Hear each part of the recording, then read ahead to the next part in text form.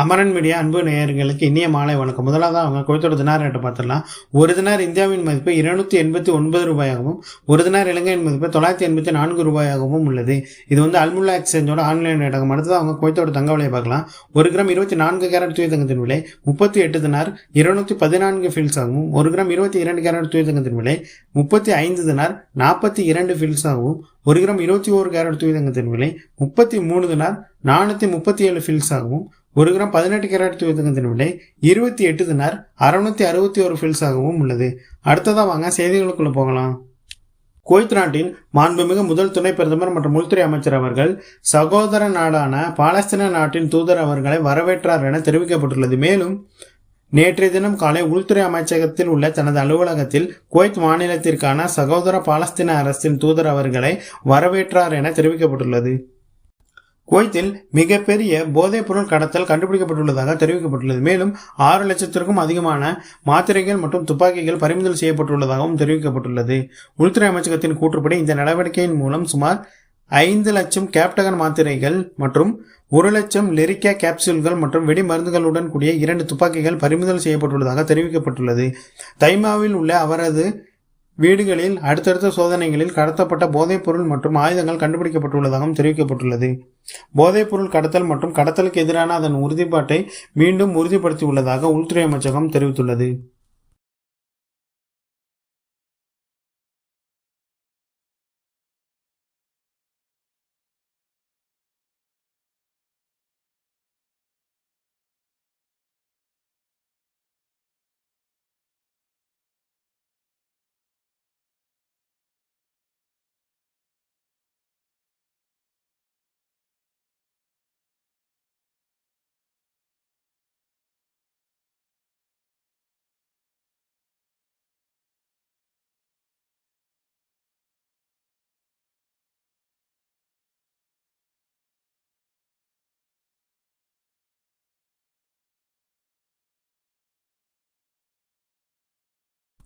வழிபாட்டு தலங்களை குறிவைத்து பயங்கரவாத தாக்குதலை திட்டமிட்ட தடை செய்யப்பட்ட குழுவுடன் தொடர்புடைய ஒரு அரபு குடியிருப்பாளரை மாநில பாதுகாப்பு படை கைது செய்துள்ளதாக தெரிவித்துள்ளது.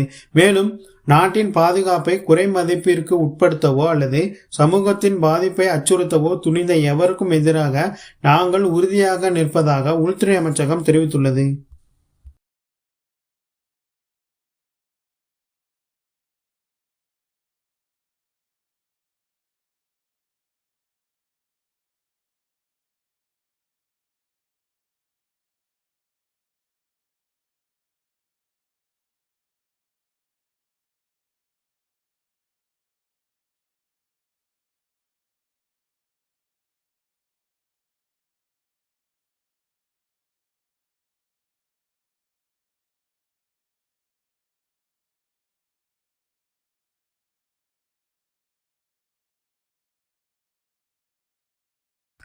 பர்வானியா பகுதியில் நேற்றைய தினம் தீ விபத்து ஏற்பட்டுள்ளதாக தெரிவிக்கப்பட்டுள்ளது. மேலும் நேற்றைய தினம் மாலை பர்வானியாவில் உள்ள ஒரு கட்டிடத்தின் கிடங்கில் ஏற்பட்ட தீயை பர்வானியா மற்றும் சுபான் தீயணைப்பு மையங்களை சேர்ந்த தீயணைப்பு வீரர்கள் போராடி தீயை கட்டுக்குள் கொண்டு வந்ததாகவும், இந்த தீ விபத்தில் யாருக்கும் குறிப்பிடத்தக்க காயம் ஏற்படவில்லை எனவும் தெரிவிக்கப்பட்டுள்ளது. மன்சூரியா பகுதியில் நேற்றைய தினம் தீ விபத்து ஏற்பட்டுள்ளதாக தெரிவிக்கப்பட்டுள்ளது. மேலும் மன்சூரியா பகுதியில் நேற்றைய தினம் மாலை சமையல் எரிவாயு கசிவால் ஏற்பட்ட தீயை தீயணைப்பு வீரர்கள் கட்டுக்குள் கொண்டு வந்ததாகவும், தீ விபத்து ஏற்பட்டதை தொடர்ந்து அல் ஷாஹித் மற்றும் அல் ஹிலாலி தீயணைப்பு மையங்களை சேர்ந்த தீயணைப்பு வீரர்கள் விரைந்து வந்து தீயை கட்டுக்குள் கொண்டு வந்ததாகவும், இந்த குறிப்பிடத்தக்க தீ விபத்தில் ஒருவர் காயமடைந்துள்ளதாக தெரிவிக்கப்பட்டுள்ளது. அரதியா பகுதியில் நேற்றைய தினம் தீ விபத்து ஏற்பட்டுள்ளதாக தெரிவிக்கப்பட்டுள்ளது. மேலும் அல் அரதியா தொழில்துறை பகுதியில் சமையல் எரிவாயு கசிவு காரணமாக ஏற்பட்ட வெடிப்பை தொடர்ந்து நேற்றைய தினம் மாலை ஒரு உணவகத்தில் ஏற்பட்ட தீயை 2 தீயணைப்பு மையங்களை சேர்ந்த வீரர்கள் தீயை கட்டுக்குள் கொண்டு வந்ததாகவும், இந்த குறிப்பிடத்தக்க தீ விபத்தில் 2 பேர் காயமடைந்துள்ளதாகவும் தெரிவிக்கப்பட்டுள்ளது. அந்த 2 நபர்களும் மருத்துவமனையில் அனுமதிக்கப்பட்டுள்ளதாகவும் தெரிவிக்கப்பட்டுள்ளது.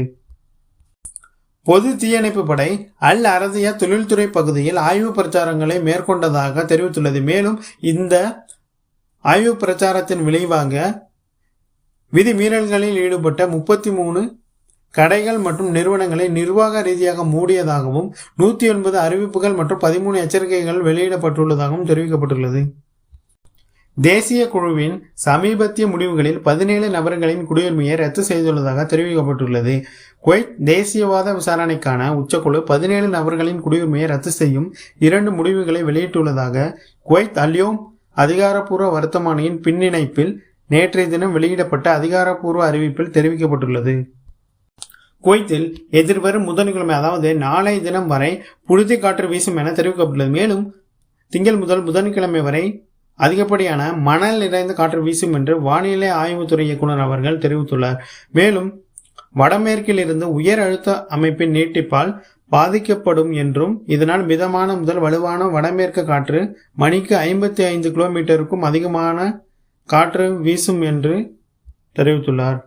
குடிமக்கள் மற்றும் குடியிருப்பாளர்கள் தங்களது குழந்தைகளுடன் செல்லும் பொழுது கைபேசி உபயோகப்படுத்தும் பெற்றோர்களின் குழந்தைகளின் மனநிலை எவ்வாறு உள்ளது எனவும் கைபேசி உபயோகப்படுத்தாத பெற்றோர்களின் குழந்தைகளின் மனநிலை எவ்வாறு உள்ளது எனவும் காண்பித்து உள்துறை அமைச்சகம் ஒரு காணொலி வெளியிட்டிருக்காங்க. இதுக்கு முன்னால வரக்கூடிய காணொலியை பாருங்க.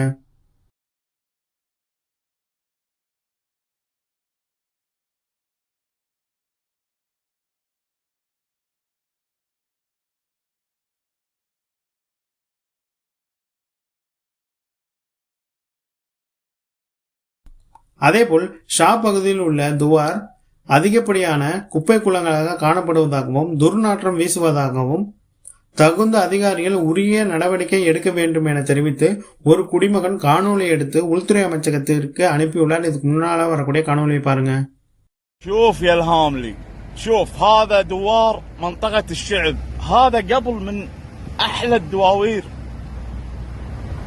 شوف شوف شوف شوف شنو صار. شوف شوف ليش والله كان حلو، ما عيال منطقة الشعب كانوا يعرفونه. شوف شنو هذا شنو منطقة الشعب، هذا دواركم. شوف شوف شنو داخل، خاف احد ساكن داخل ولا شيء. شوف الهاملي، شوف لنا صرفه، شوف لنا صرفه. اهالي منطقة الشعب كلهم وياك الهاملي. شنو والله العظيم هذا دوار نفس حالاته تجي فيه. شوف حول الله. சுற்றுலாத்துறையை ஆதரிக்க தகவல் அமைச்சகம் சுற்றுலா சேவைகள் பிரிவின் கீழ் சஹல் செயலி மூலம் ஒரு புதிய தன்னார்வ சுற்றுலா வழிகாட்டி அதாவது டூரிஸ்ட் கைட் சேவையை அறிமுகப்படுத்தியுள்ளதாக தெரிவித்துள்ளது. மேலும் விண்ணப்பதாரர்கள் தங்கள் சிவியை சஹல் செயலி மூலம் எளிதாக விண்ணப்பிக்கலாம் எனவும் தெரிவிக்கப்பட்டுள்ளது. சாலைகள் மற்றும் தரை வழி போக்குவரத்திற்கான பொது ஆணையம் புதிய ஒப்பந்தங்களின் அடிப்படையில் அல் சால்மி சாலையை திட்டமிடுதலுக்கான காணொலியை வெளியிட்டிருக்காங்க. இதுக்கு முன்னால வரக்கூடிய காணொலியை பாருங்க.